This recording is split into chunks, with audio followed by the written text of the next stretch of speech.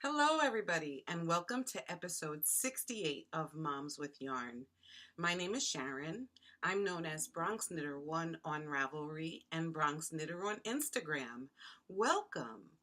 Today is Monday, February 26, 2018, and I'm so sure of the date this time because today is my mom's birthday.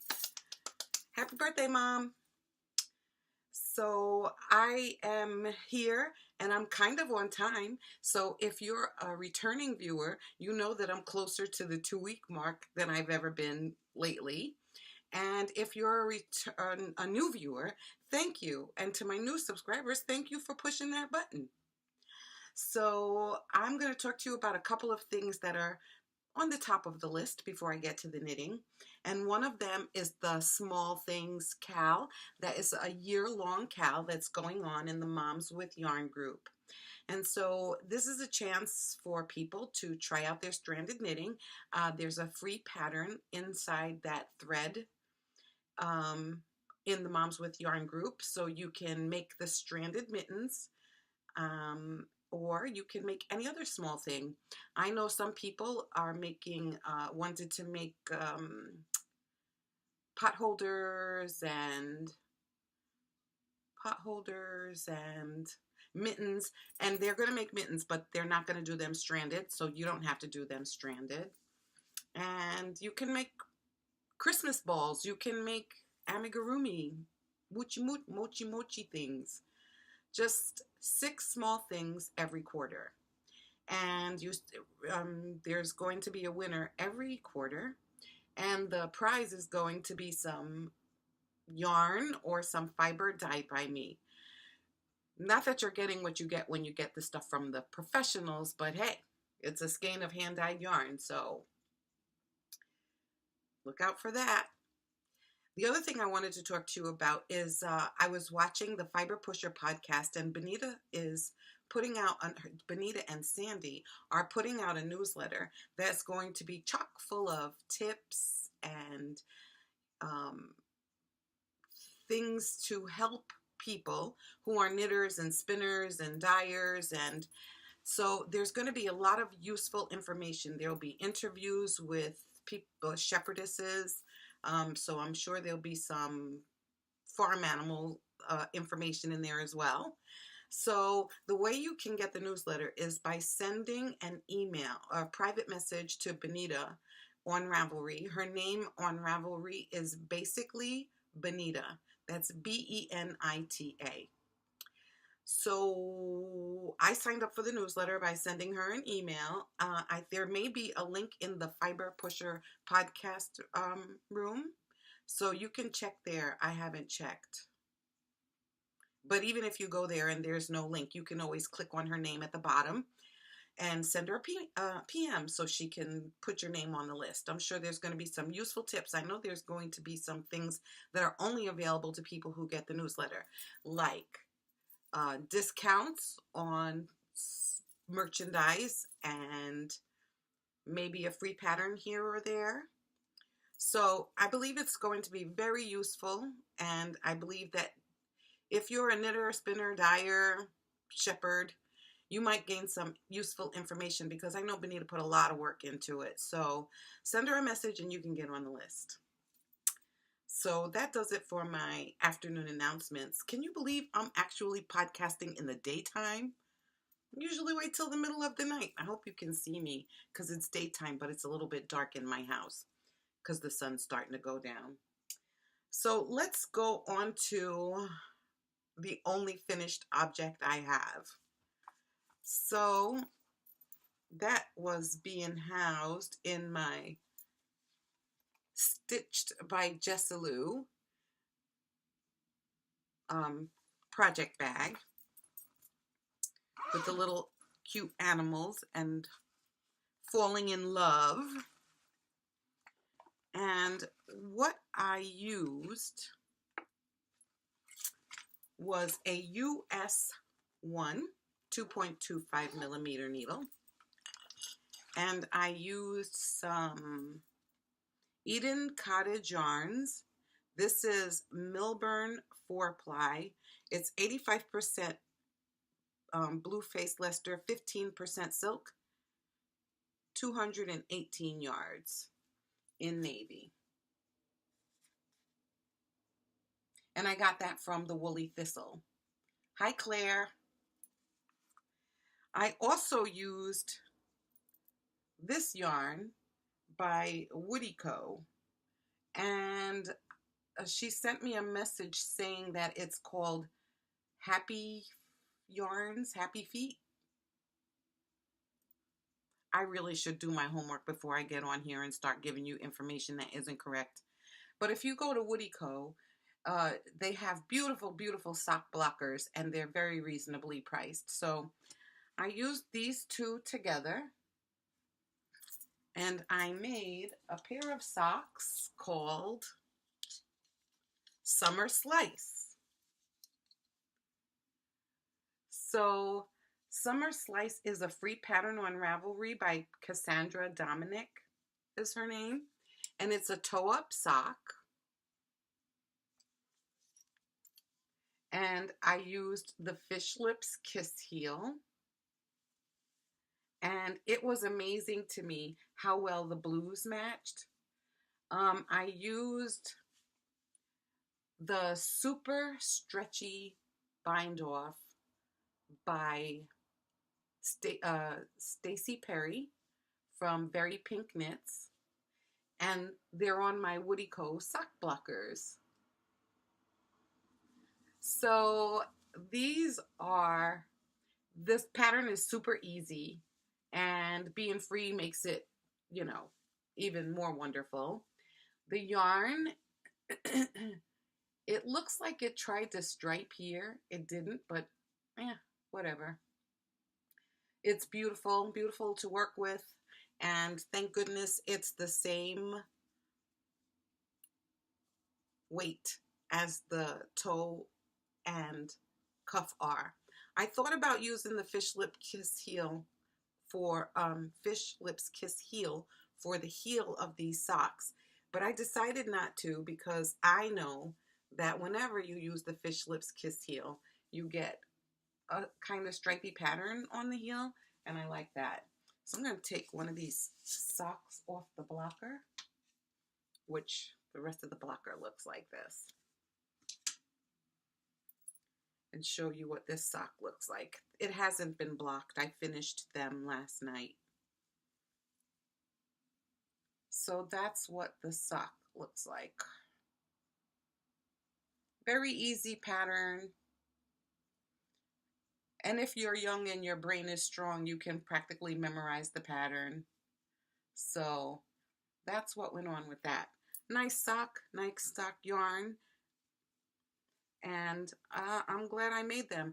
I was doing this as a knit along with a couple of ladies in my knitting group, and two ladies from the knitting group. Hi, Yvonne. Hi, Maria. And turns out they didn't even start, and I'm already finished. So I'm going to send them a picture of my finished socks, and I'm going to be moving on to my next pair.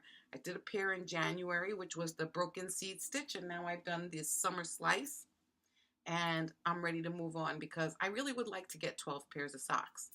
And what you may or may not know is, you see that bag right there? Those are socks I made and never wore, because my sock drawer is so full that they won't go in. So I have to cull the herd a little bit and try to make space for them. But I wear hand knit socks every day. That's why being retired is wonderful. So that was the one thing I finished. So I am working on something else, however, and that is the Vodka Lemonade, which is by Baby Cocktails. And also known as Thea Coleman. And I don't think there's a good picture of, oh yeah, there is. This is a paid for pattern on Ravelry. And it looks like this.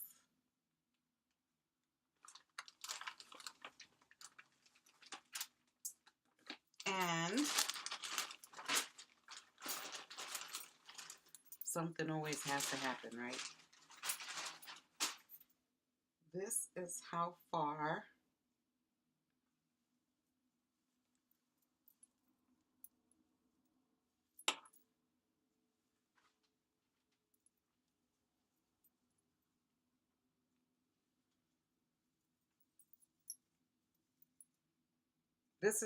I've gotten with the sweater.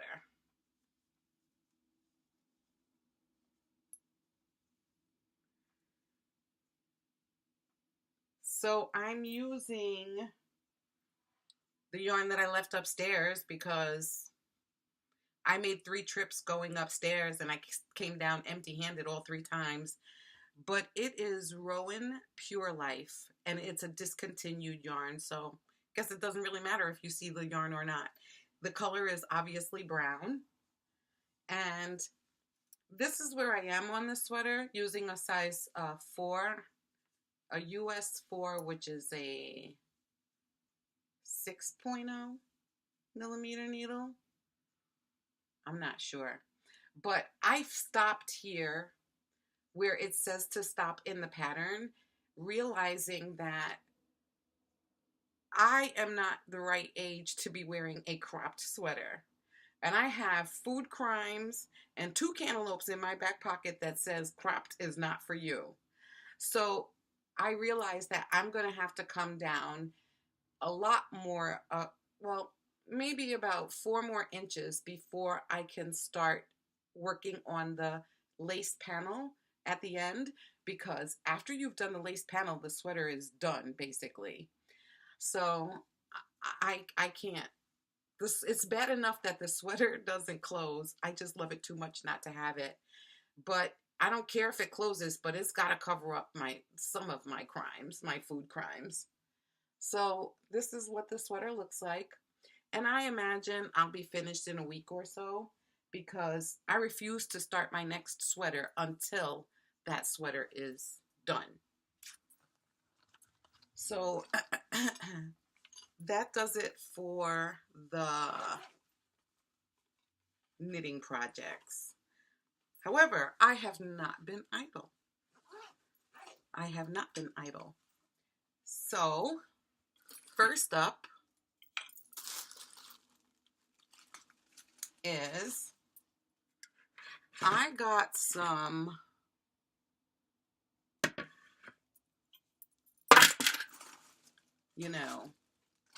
when you're as unorganized as I am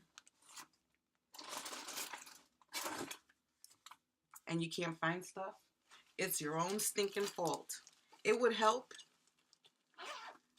if I prepared a little bit better. I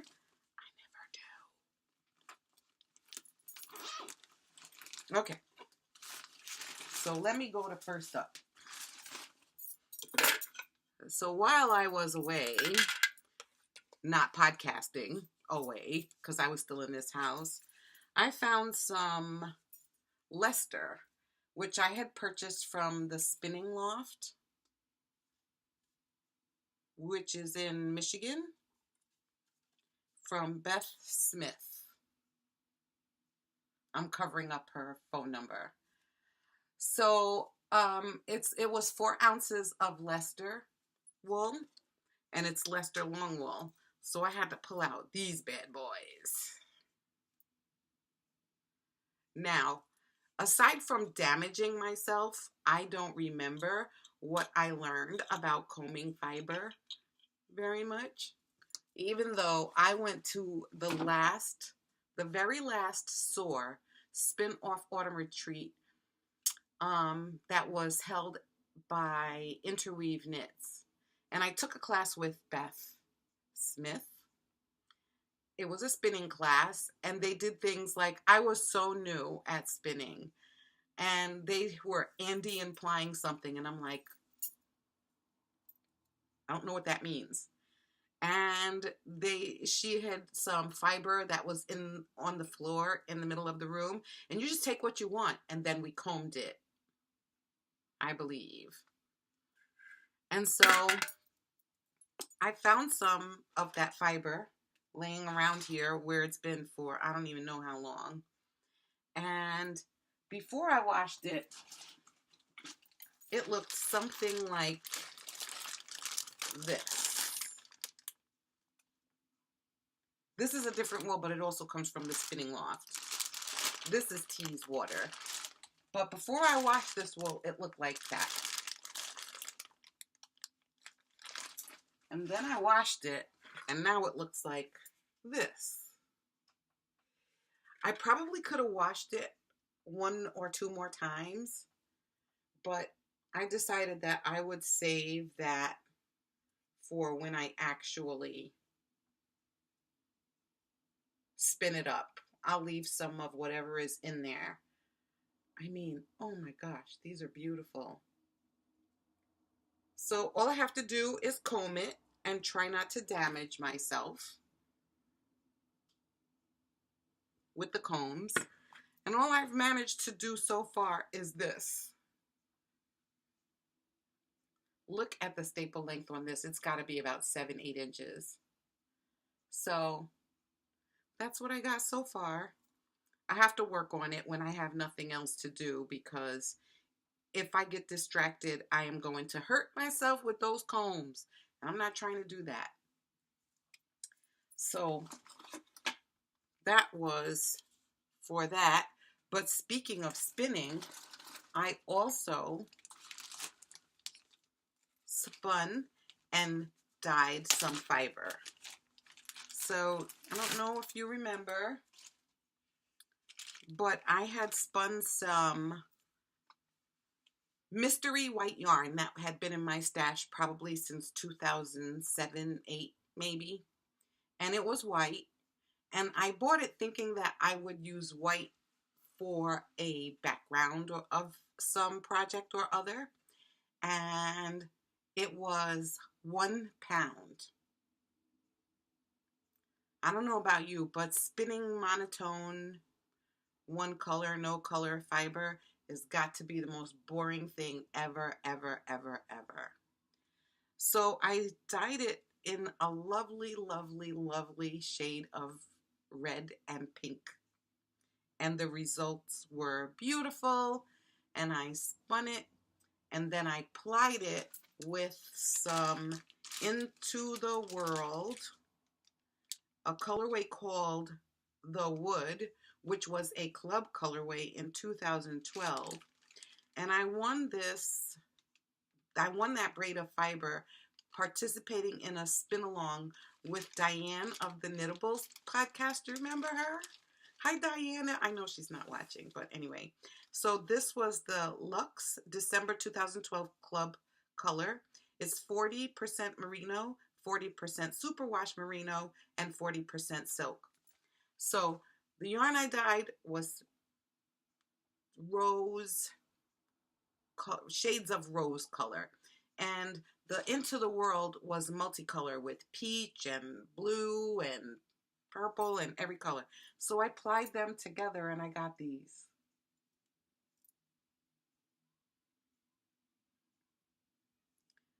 Oh my gosh, this was so... The pink was just as boring to spin as white, but I didn't mind it as much. I knew I was going to be plying it. So this is hand spun and hand dyed, and 50% hand dyed. The other 50% is Into the World's own wool. So, yep. And I didn't take the yardage because I got sidetracked, and I'll show you what happened. But this is what it looks like. And I'm going to say it is mostly a fingering weight.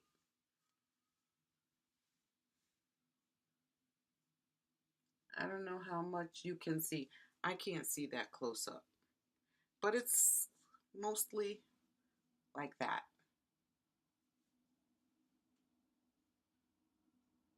In some places, you know, lumpy, bumpy and stuff. But that's what hand spun does. And I love the way the colors blended, and that peach color that was in there, gone. everything kind of, well, you can kind of see some peach, but up against the red, it has a whole different meaning. Anyway, 2 skeins I got, so I'm pretty happy with that. And this could potentially be one of the prizes given to somebody who participates in the Small Things Cow. So that is that. So I'm going to put that back. So then, also out of the dye pot, I had some Nitpicks Wool of the Andes in sport weight. And I wanted to see if I could get pastel colors with it. And I did. So this is Nitpicks Wool of the Andes, and I believe I got it because it was on sale. And I used pale pink, a little bit of purple, which barely showed up,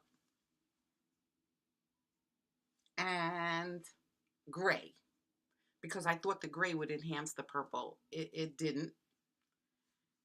But you learn something new with every skein, with everything that you dye. So I'm not unhappy with it, but maybe if you like it better, it could be one of the things you get for participating in the Small Things Cow. So I wanted to see if I could do a better job and to try my hand at some self-striping. Now, I watched a video about warping when I watched Jinx Yarns tutorial. She talks about dyeing things, and she talks about the materials that she uses and how she does her dyeing and stuff. But she also had a video on warping. And I sat there and I played it slow and I rewound it and I listened again and again. I couldn't get it. So that's what happened with the pink yarn, which is why the whole thing went straight into the pot, because I tried to warp and I made a mess and whatever. So it turns out that I am a left-handed warper. Even though I'm a right-handed person, I'm a left-handed warper. So, well, and that's what happened here. The wool was dry, my hands were dry, and I was warping and it went floop and it disappeared. That's okay. I want to cut the rest of them anyway. But I warped it, found my mistake, did it over again, made another mistake, went on for hours. I finally got some wool that is warped. It's a second skein of Nitpicks Wool of the Andes in sport. And so this and the pink yarn are exactly the same. It's 100% Peruvian Highland wool, which means that it is not going to the washing machine. It's a hand wash thing. 274 yards, 100 grams, and it is, oh, I told you, 274 yards. So I did a warp. I warped something, and it took me like 5 hours to do, because you have to make a big loop and tie it off in here and there. So this is the before picture. I'm not showing it to you because it's dyed. I'm showing it to you because this is going to potentially be a skein of self-striping yarn. So it's just a gigantic loop. And I have a book about making self-striping yarns, and it says that you should start with a 6-foot loop and that you can go bigger. You can go longer. Anyway, the learning curve is steep. So I wanted you to see this before I start, and I'll knit it up when it's done to see if it becomes a self-striping. But you just make a big crochet loop, and you can see that I could unravel this whole thing, which I'm not going to do, and you would see that it's a gigantic loop. And I'm going to see if me doing a self-striping is going to be able to work. So that's what this is. I put so many ties on here because I'm going to try not to make a mistake. So all I have to do is get a measuring tape and retie it. Easy, easy peasy, right? I'll let you know. I'll let you know how easy peasy that went. So I think that's everything. And I think my 30 minutes are almost up because you've got better things to do than to sit here and listen to me blabber on. I just really want to say thank you to the new subscribers. Thank you for pushing that button. My subscribership went up just a teeny weeny bit, and that's always nice. And I hope that you found something interesting here to those of you who have not subscribed, that maybe you want to come back and see how I finish things up. So until I see you again, happy knitting. Oh, and don't forget to sign up for the Small Things Cal. Okay, talk to you soon.